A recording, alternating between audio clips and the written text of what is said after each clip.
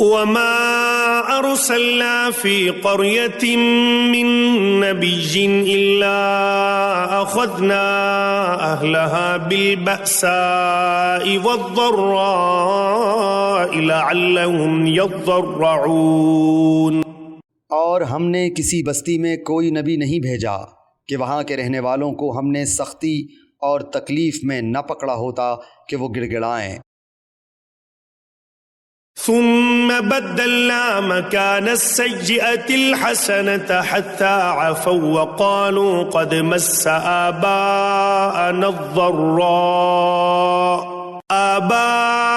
الضراء والسراء فأخذناهم بغتة وهم لا يشعرون۔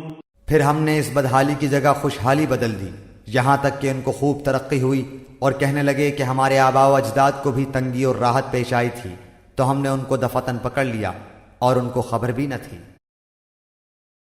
وَلَوْ أَنَّ أَهْلَ الْقُرَىٰ آمَنُوا وَاتَّقَوْا لَفَتَحْنَا عَلَيْهِمْ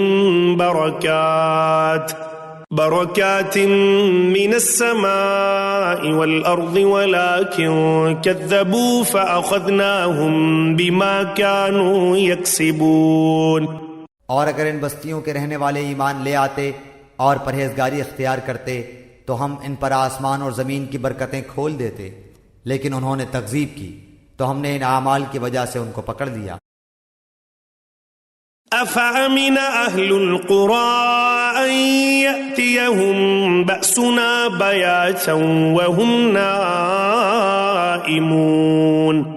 کیا پھر بھی ان بستیوں کے رہنے والے اس بات سے بے فکر ہو گئے ہیں کہ ان پر ہمارا عذاب شب کے وقت آ پڑے جس وقت وہ سوتے ہوں؟